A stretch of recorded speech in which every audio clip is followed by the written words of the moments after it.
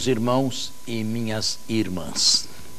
Nós chegamos à parte positiva da teologia de Paulo e da sua pastoral, daquilo que ele, com grande sacrifício da própria parte, sem medir os sofrimentos, tentava transmitir como boa nova, como notícia profundamente otimista às suas comunidades.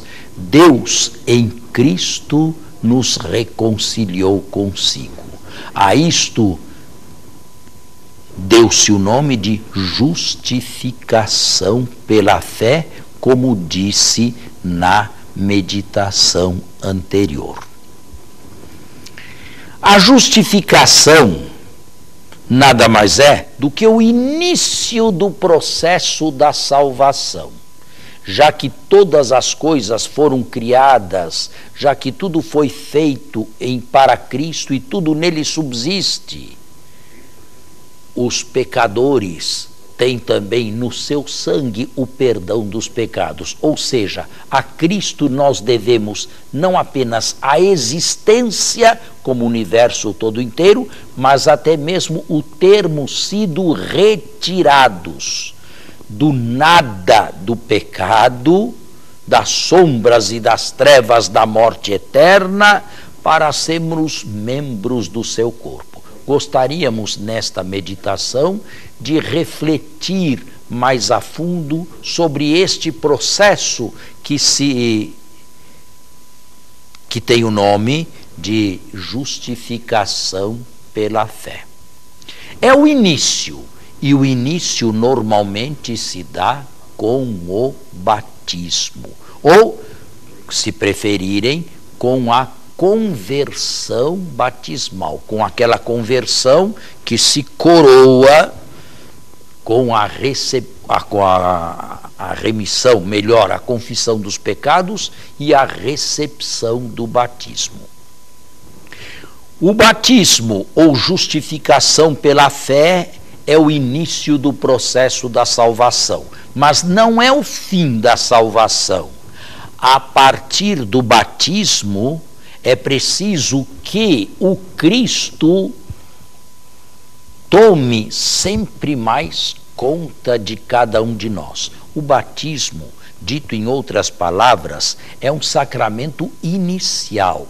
Inicialmente, o batizado se revestiu de Cristo, mas não está consumada a vestimenta de Cristo. Ele não está ainda consumado em Jesus Cristo.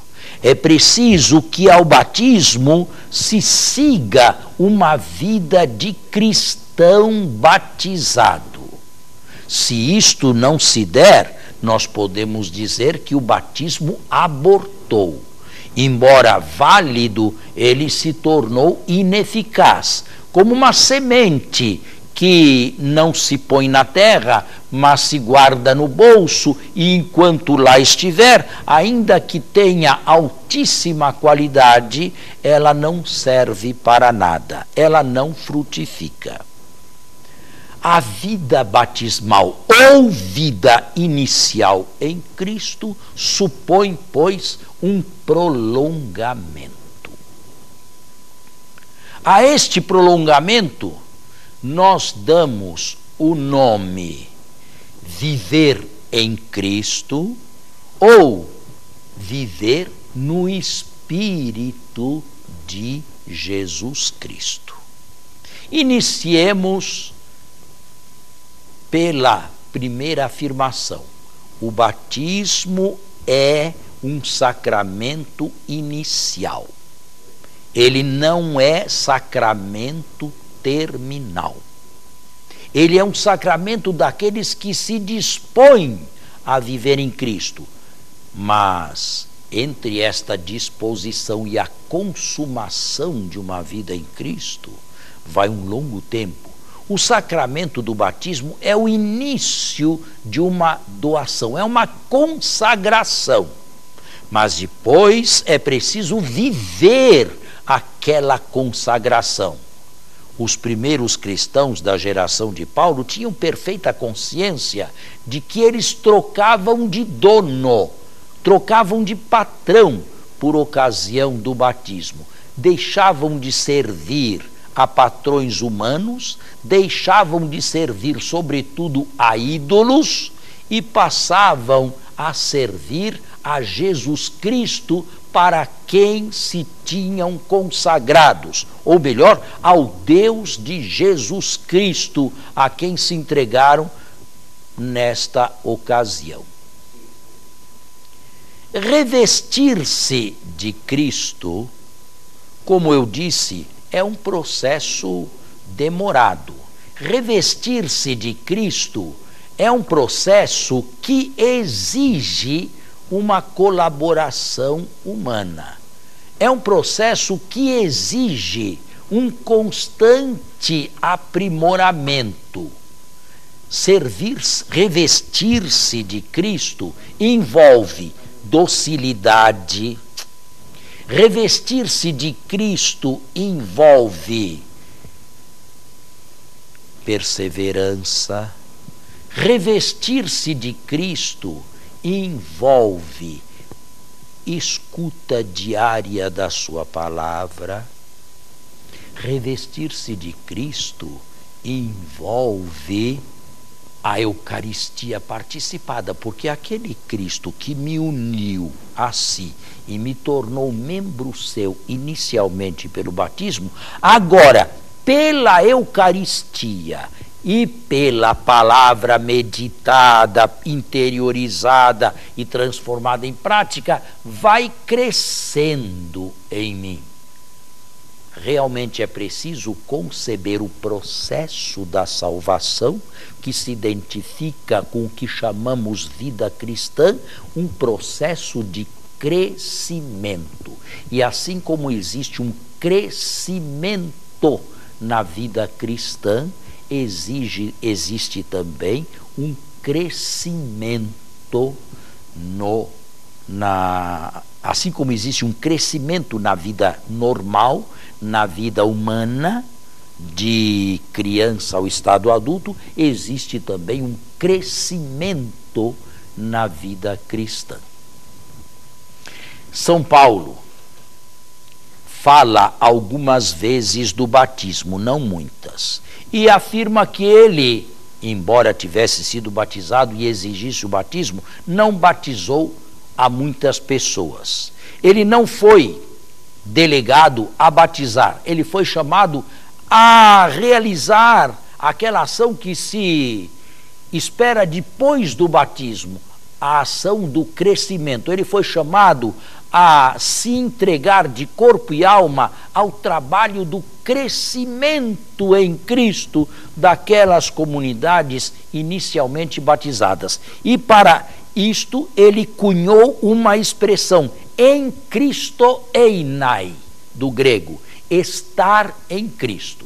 Alguns comentaristas modernos quiseram ver aqui o resquício trazido de Paulo de religiões mistéricas que existiam de importação oriental no primeiro século greco-romano da nossa era. Não é preciso ir longe.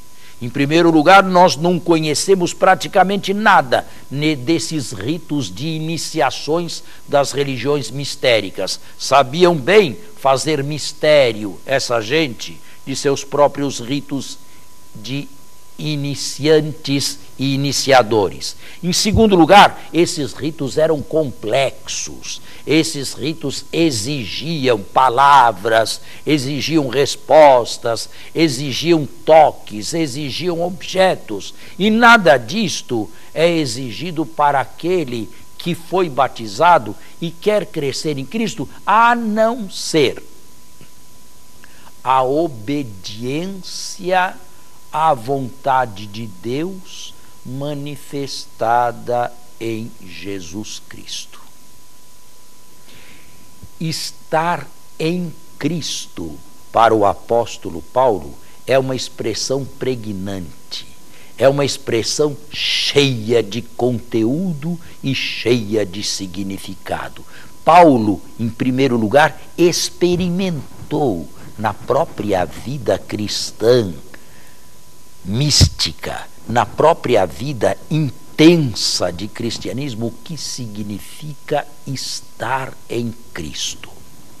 Quando Paulo falava de Cristo, estejamos convencidos, ele não estava fazendo uma abstração, ele não estava falando de uma pessoa distante, ele não estava falando de uma pessoa passada, ele não estava se referindo a uma pessoa que não age mais. Ele tinha consciência, através de suas próprias experiências, que Jesus Cristo estava dentro dele. E tanta era esta certeza que ele diz: vivo, mas já não sou eu quem vivo, é Cristo quem vive em mim. Esta vida que vivo na carne, aqui carne não tem o significado pejorativo, é uma das poucas exceções, eu a vivo na fé do Filho de Deus, que me amou e se entregou por mim. Paulo tinha esta experiência de Jesus Cristo. Seria mais ou menos a experiência que grandes santos místicos tiveram de Cristo também, cada um a seu modo. E nos lembramos aqui de Santo Inácio de Loyola, de São Francisco de Assis, de Santa Teresa de Jesus. Para nenhum destes Jesus Cristo era uma abstração. Para nenhum destes Jesus Cristo era uma ideia passada. Para nenhum destes Jesus Cristo era um livro. Para nenhum destes Jesus Cristo era uma especulação. Todos tiveram e tinham modos concretos de sentir palpitante, atuante a presença de Cristo em si. E aqui eu faço uma pausa e chamo a atenção daqueles que estão fazendo este retiro comigo, seguindo os passos de Paulo na apresentação do Evangelho, a boa nova da salvação.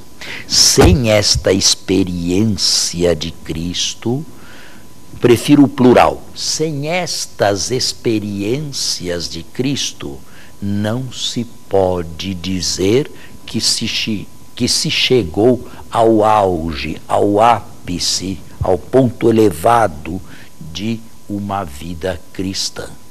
Uma pessoa para a qual Jesus Cristo é um livro, ainda que seja a Sagrada Escritura, uma pessoa para a qual Jesus Cristo seja uma imagem, ainda que seja o crucifixo, uma pessoa para a qual Jesus Cristo seja um quadro, ainda que seja do Sagrado Coração, para uma pessoa a quem Jesus Cristo não passa de uma criancinha de presépio de Belém, nenhuma destas pessoas fez ainda a experiência rica em Cristo. Paulo conheceu este tipo de gente e Paulo os chama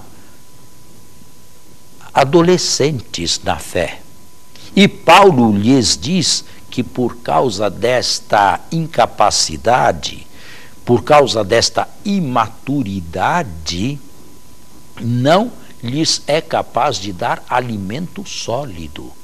É preciso que continuem a beber leite, o alimento das crianças, ainda que tenham sido batizados há longo tempo, porque alguns deles não se revestiram de Cristo. Estão vendo? O batismo é um início, mas o batismo significa ou exige uma continuidade. E a vida de cada dia é a continuidade batismal. É claro, esta continuidade batismal se dá com dosagem diferente para diversas pessoas, para muitas pessoas. A dosagem é sempre diversa e outra.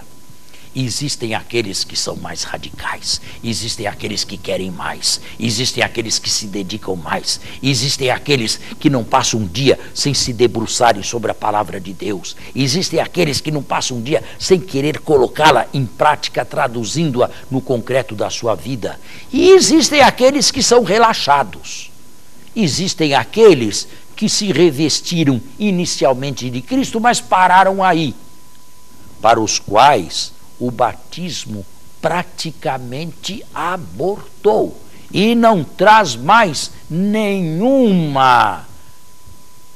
prolongamento, não é iniciador de uma vida, não se revestiram de Jesus Cristo, não estão em Cristo. É muito difícil expressar numa linguagem, digamos, conceitual, a experiência mística de estar ou sentir o Cristo palpitante, presente, atuante na própria vida. Muitos de nós, confessemos, não fizemos ainda esta experiência, mas então é preciso confessar outra coisa também. Não permitimos que a nossa consagração batismal a Cristo fosse radical, independente do estado de vida que assumimos, quer a vida matrimonial, quer a vida religiosa, quer a vida no ministério sacerdotal. Independente desta escolha, a radicalidade em Cristo e para Cristo deveria existir e deveria ir de par e passo com a vida natural que conhece as suas etapas de crescimento. Claro, eu não posso supor que um jovem de 17, 18 anos já tenha uma maturidade em Cristo, embora haja exceções. Posso até dizer que antes dos 40 anos é difícil que alguém chegue já a uma maturidade em Cristo. Mas também é de se lamentar que pessoa do alto dos seus 50 ou 60 anos não tenha ainda feito esta experiência primordial. Não tenha ainda sentido Jesus Cristo palpitante, presente, atuante na própria existência. É claro, eu estou falando de existência pessoal, porém, o Cristo é oferecido a todos, porque o batismo é um sacramento comunitário. Cada um o recebe pessoalmente, mas entra num corpo, que é a igreja. Por isto, esta vida em Cristo, este sentir com Cristo, este deixar-se conduzir por Cristo, tem um aspecto comunitário, tem um aspecto eclesial, inalienável, e que vem somar-se ao aspecto individual. Eu prefiro sequer usar o termo individual, eu prefiro usar o nome pessoal.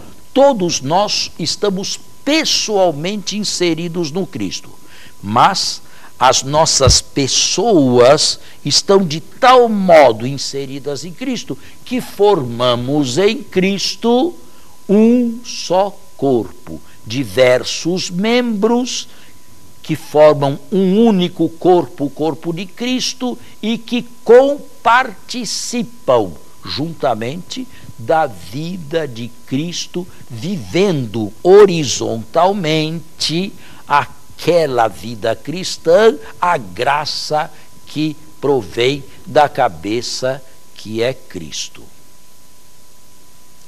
Nós estamos já para encerrar a nossa meditação. Estar em Cristo, viver em Cristo, ser possuído por Cristo é algo de indispensável para todo aquele e aquela que deseja realizar uma maturidade cristã para todo aquele e aquela que não queira abortar a única vida na qual se relaciona com Deus. Mas este estar em Cristo envolve o aspecto pessoal e envolve o aspecto eclesial e comunitário. Ou seja, a graça de Cristo, a presença atuante de Cristo, deve fazer-se sentir também horizontalmente naqueles outros que receberam, como nós, o início do processo da salvação, que é a divinização. E, para encerrar, estamos neste processo. A Eucaristia que recebemos com frequência ou diariamente vem alimentar-nos para que sejamos sempre mais de Cristo e faz com que, permite que a morte de Cristo, mistério pascal, se una frequentemente, diariamente, dominicalmente às nossas mortes, para que elas se dissolvam, como já expliquei, e reste em nós apenas a morte de Cristo, de tal maneira que quando chegar o nosso último dia, não temos que morrer simplesmente uma morte pessoal, salário do pecado, e que conduz à morte eterna, mas morreremos a morte de Cristo, porque teremos vivido já a vida de Cristo em nós. E morrendo a morte de Cristo, nós participamos do mistério pascal de Cristo. Acontece então com a nossa morte o que aconteceu com a morte de Cristo. Ela faz com que aquele membro atuante seu se abra, como ele também, à plenitude da glória na ressurreição. Não é isto uma boa notícia? Não é isto a melhor notícia que se pode ouvir ou que se pode escutar? Não é esta uma mensagem que nos enche de alegria? Mas agora vem a pergunta prática a que devemos responder se estamos fazendo um retiro que custa, que exige, mas que vale a pena. Nós permitimos que Jesus cresça em nós diariamente? Nós damos espaço a que Cristo cresça em nós? Porque isto não se dá mecanicamente, nem miraculosamente, mas com a nossa cooperação. Nós temos tempo para ouvi-lo, nós sabemos fazer uma hierarquia entre o mais importante e o menos importante nas nossas vidas. Nós sabemos e queremos, sobretudo, realizar isto com a sua graça, ainda que tenhamos já uma idade avançada. Deus nos concede sempre uma prorrogação para que, ao menos no final, nós nos decidamos a realizar aquilo que inicialmente não fomos capazes de fazer. Mas este retiro tem tempos livres e tempos de silêncio. Nestes tempos é preciso escutar a voz de Deus. Não tanto falar a Deus, mas escutar o que Deus, quem sabe através do meu humilde ministério, tem a dizer a cada um, a cada uma daqueles, daquelas que o estão com a sua graça realizando neste momento.